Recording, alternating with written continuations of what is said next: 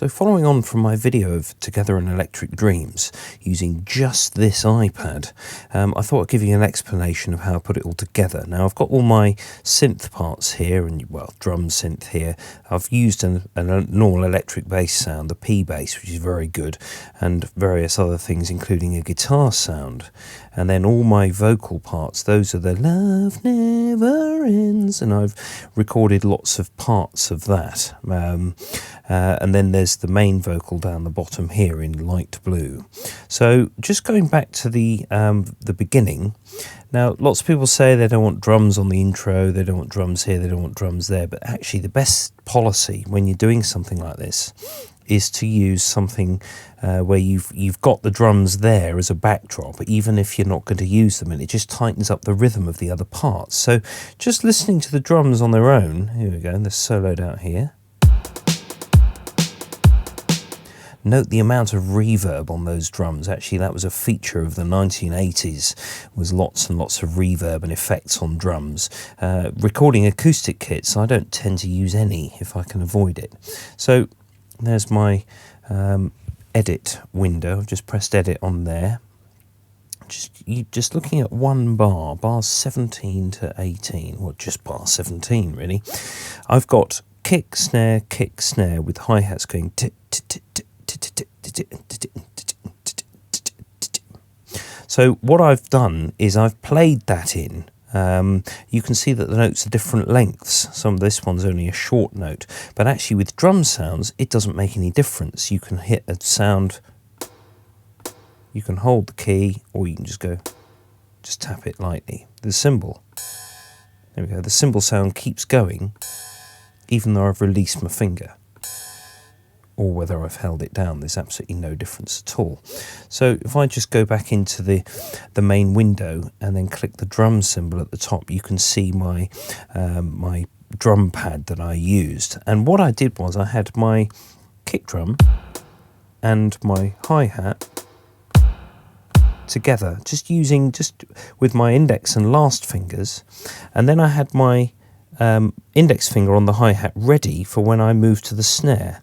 Now, you can't see it on screen here, but I just keep this shape. Whenever I move to the snare, I keep this finger, my index finger, in shape, even though I'm using my last finger. I mean, I could use my index finger. And that's how I did it. Now obviously you can hear I can't play in time very well using this pad, so I actually just quantized it all afterwards. At the top left we have a drive control.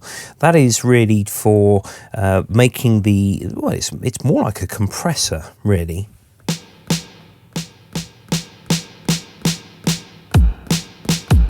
It really does make those sounds very, very aggressive, and actually that's quite a nice thing to have on something like this, to have a really punchy sort of sound. Crush, what that does is it reduces the bit depth of the samples that are here. So for example, the cymbal up here sounds quite pure at the moment.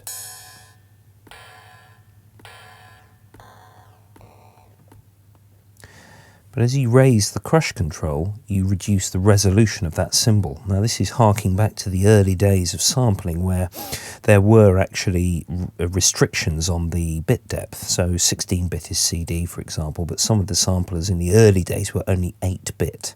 And then we had 12-bit sampling, and then finally 16. And then from then on, we now have 24-bit, which is a standard sort of thing. Low cut is like a bass cut. And high cut, exactly the opposite. So, going back to the main window, now it's time to look at the bass. So I'm just going to solo out the bass part now. So I'm just going to leave the intro for a minute, because it's there's only one note held, and you won't get an idea of the bass line. Here we go.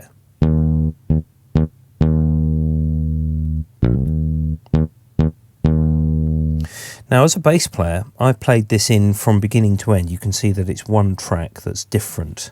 But there's no problem with playing lots of things in and just joining them together. So looking at the bass fretboard here, I use notes.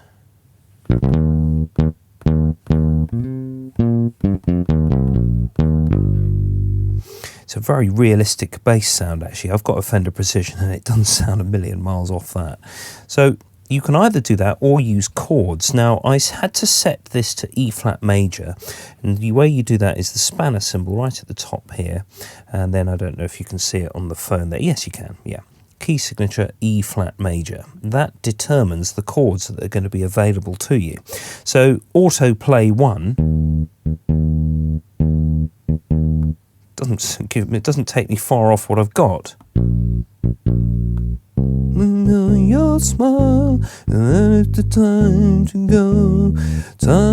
go away. So you can just play it in with chords, and that's fine. But I elected to put the bass line in on the fretboard. Now, the next thing along, we've got the... Now, I also did quantize the bass. The quantization, if you wanted to quantize this, you just go to your mixer and track settings at the top, and then quantization, and then it gives you straight, triplet or swing. I use straight because it's straight quavers or straight eighth notes, and you just have 16th notes here. 64th note, there's quite a lot that you can do with this to really sort your timing out. There we go. So next synth along, I've got the classic 80s synth, which is the Alchemy plugin, which is extremely good on Garageband. It's a sort of slightly watered down version of the one that you can get on Logic, but it has lots of the same sounds, and it sounds very good.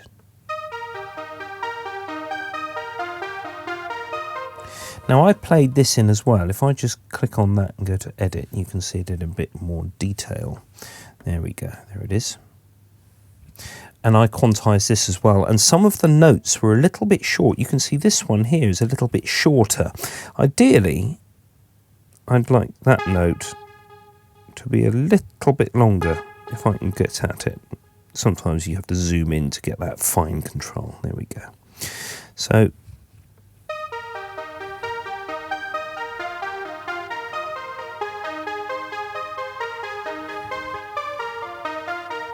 now, trying to recreate the sounds of the 1984 recording of this is a bit easier said than done.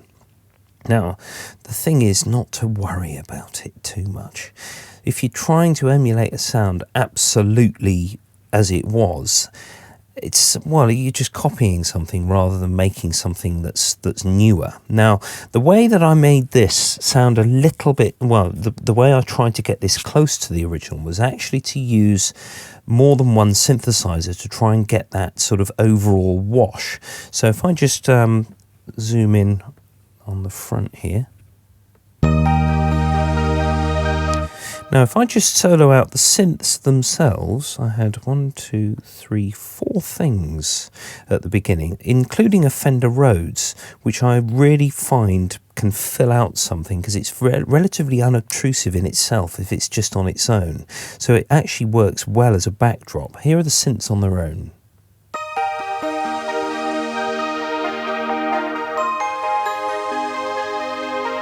Notice I also used a Glockenspiel just to give those synths a little bit of definition.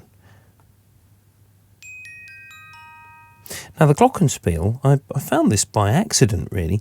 It's actually, if you go into instruments, it's actually, if you go into keyboard and other, and you get a lot more sounds like French horn or oboe, bassoon, or you can also play the strings on the keyboard, which is something that you couldn't do with earlier versions of GarageBand. So that's a really welcome feature there. Sometimes trying to play strings in using the fingerboard is really hard. So the next one I had was apart from the Glockenspiel, was this one.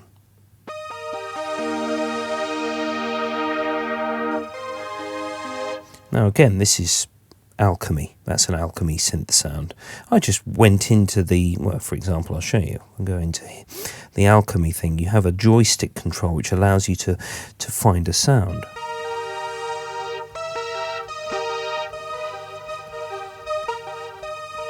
And I just settled on something in that corner. Notice the keyboard can be a little bit hard to use. When I was recording these and playing them in, I would do something like this.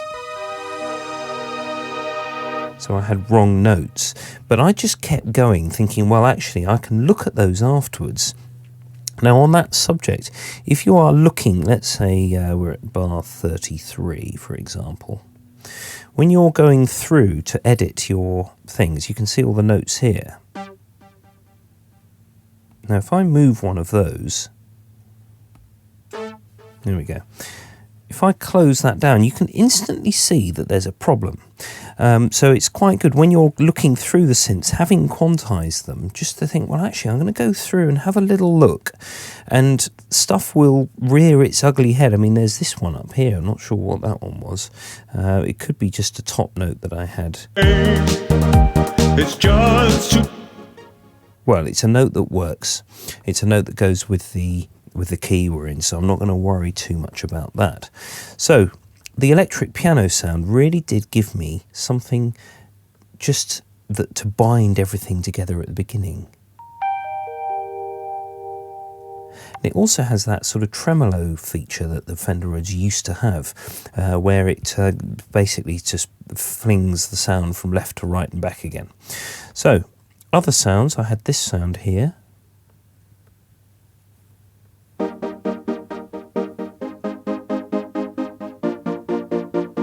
Just to try and help those drums a bit. So if I just solo that and the drums together,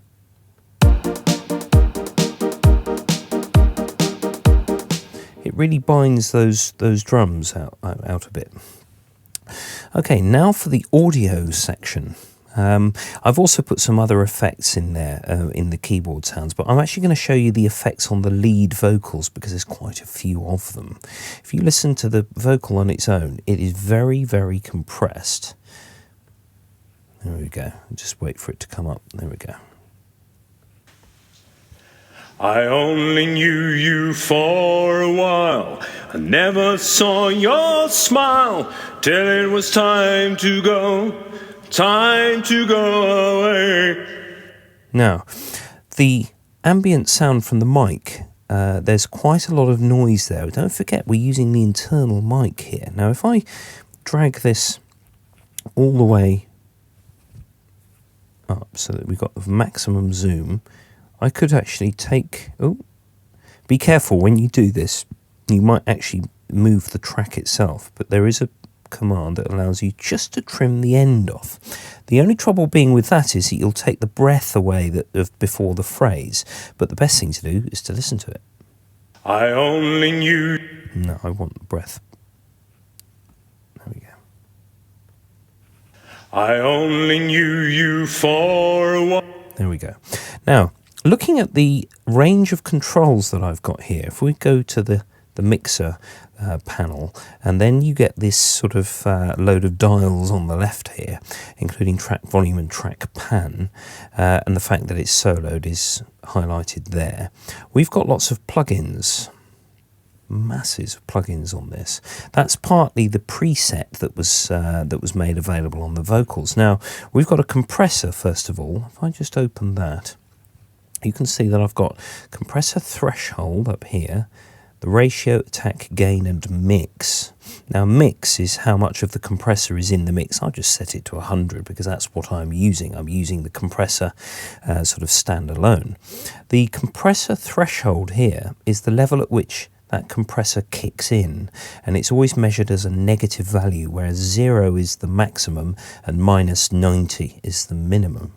So at the moment, my compressor threshold, I've set it to kick in quite early. Now, you can't, there's no metering here to tell you what's happening as there would be on a more professional compressor, but actually you're better off just listening to it and deciding whether it's over the top or not. Try to do this also in context that is not soloed. Just play the entire track back and tweak the compressor to your liking, because then you're more likely to get something that actually gels with the track. Now, the ratio is the amount at which it compresses, I've got it set to 5.8 to 1, which is quite a lot. That's kind of the higher range of vocals, really. You want somewhere between 3 and 6 to 1. The attack is how quickly the compressor acts, so that means that you can still keep your transients at the start rather than squashing those down as well. Gain is used to make up the level if you've done a lot of compression. So, while I never saw your smile till it was time to go away. So that was it without there.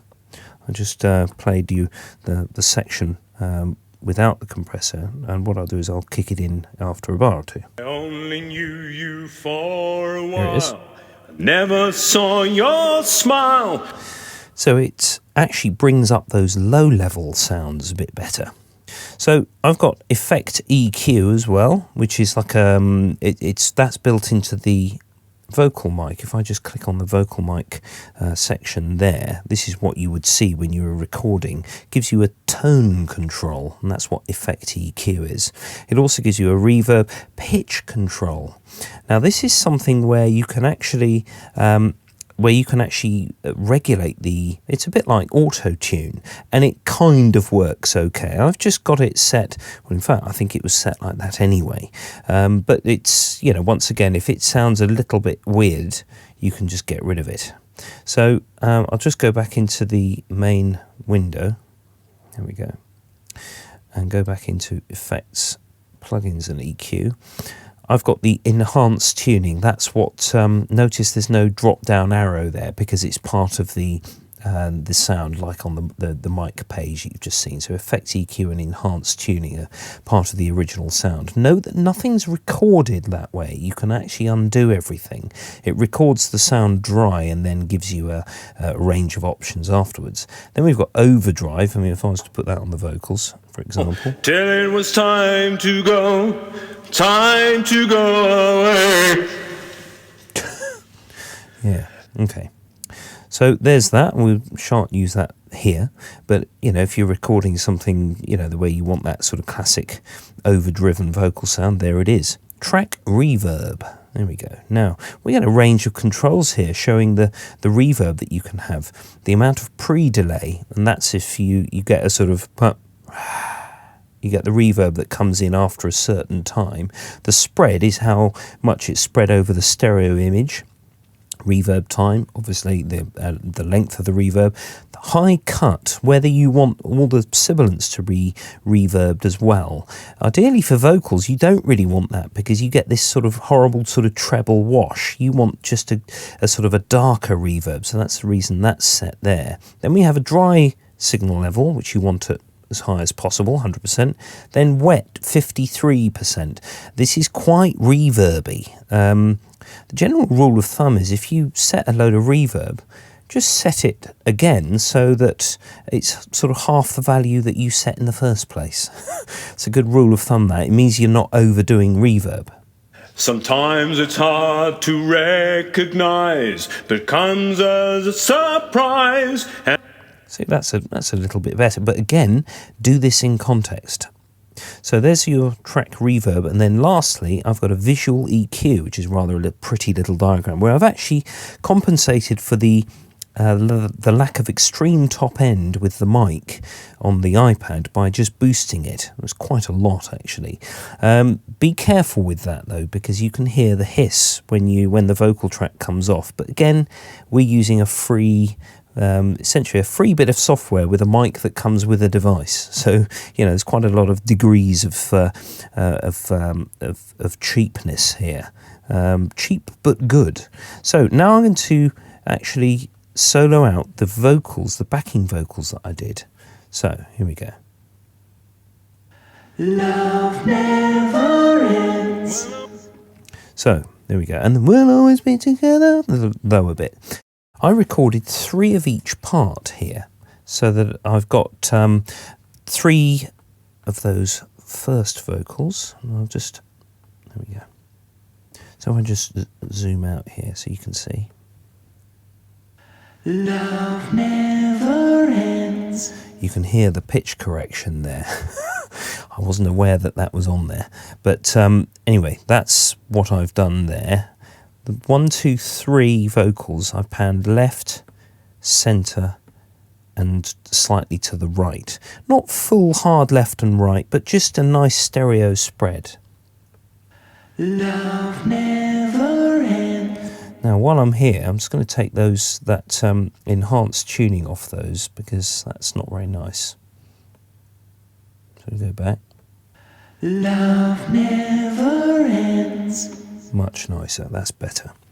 And then I did some high vocals. Notice this one was muted because actually it was dreadful.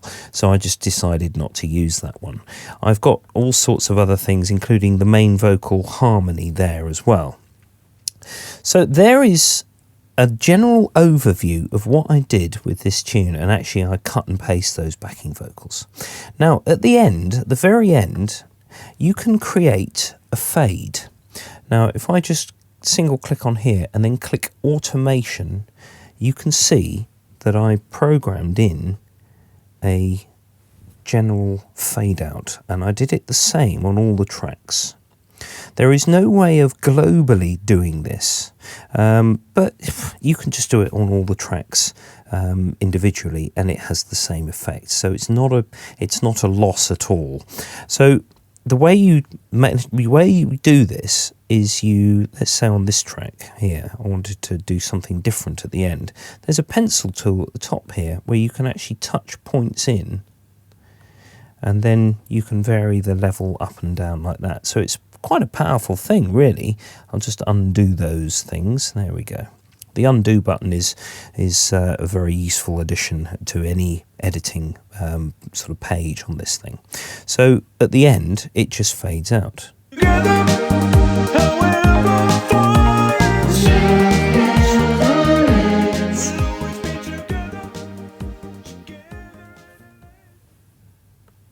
And there we go, that's how you do it.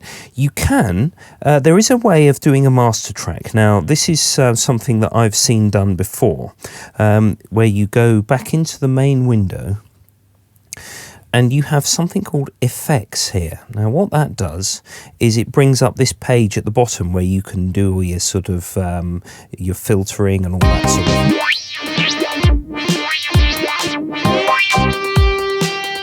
Now, the best thing to do with this is to actually record something, and then it gives you a master track. There it is. And then delete what you've done, like this. Now you've got an effects track. And then on the effects, you can also do things like you can actually bump the level up a bit by clicking the gain control on the side here, and that allows you to push the output of the iPad a bit. So it's a bit like a compressor in a very basic way, and it means that you can get your tune to sound a little bit louder. Go easy though, because it's very easy to overload the output of the iPad, and as it's digital, it won't end up sounding very nice, but it's a way of doing it. And there we go, there's an explanation of how I did this tune. Here we have an addendum on the guitar sound that I forgot to describe just now. So here's the iPad again with the guitar intro section. Now if I just put the just solo that out so you can hear the guitar on its own, you can hear this.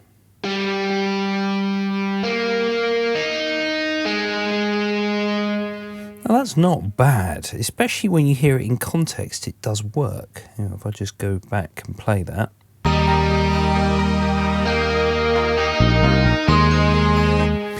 I mean, a guitarist will be able to tell that it's not a guitar, but it can fool other people, certainly. So if I just go into the guitar bit itself, what you do is you tap on your frets. Now, it is touch sensitive to a degree, but as I explained earlier on the bass, you can actually go into the edit window and actually change the velocity of some of these notes.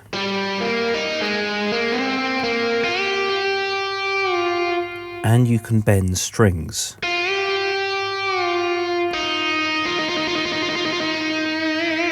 do vibrato, hammer-ons, that sort of thing. I'm a guitarist, and if I was recording this, I would ideally play an actual guitar in, but that's not really the point of this video. It's to show how powerful this bit of software is. Now, we have 4 main sounds: hard rock, roots rock, classic clean, and acoustic. And any of these sounds you can put through the effects like I've done here. So if we go back to the main, go to the plugins and EQ here, I've got an extra overdrive control.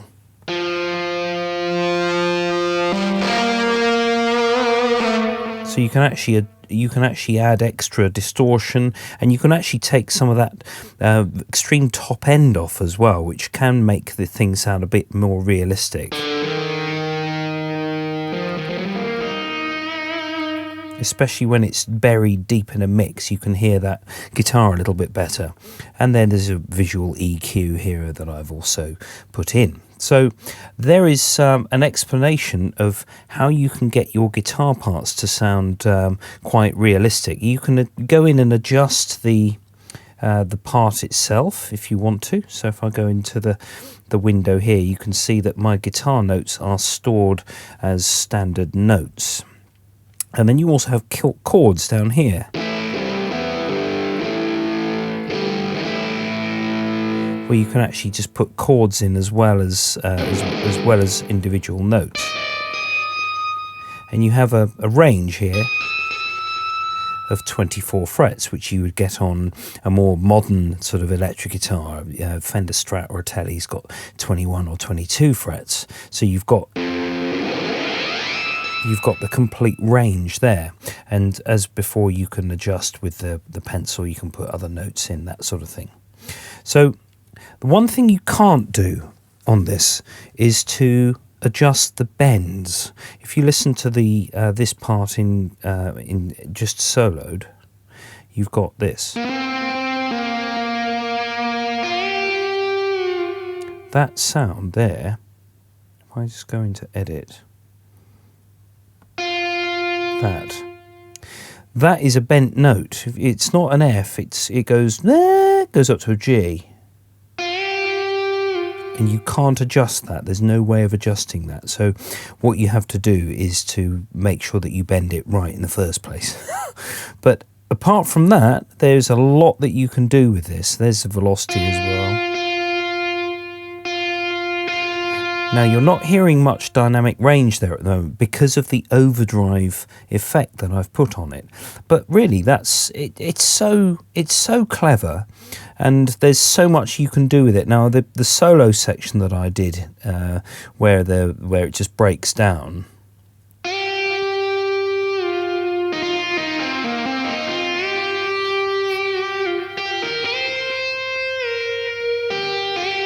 So none of those bends show at all. Here's the hammer-ons here. Look.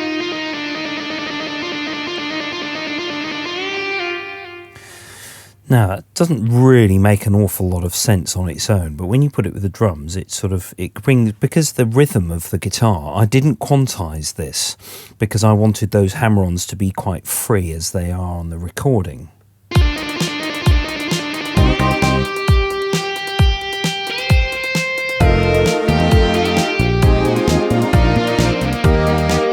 And there we go. So you can automate that as well. I automated all the tracks, as I said before, on the ending there. So if I just click automation, you should see that there's the gradual reduction in volume at the end. But you can, of course, put any number of automated points in, volume points. So there it is. There's the addendum for the guitar.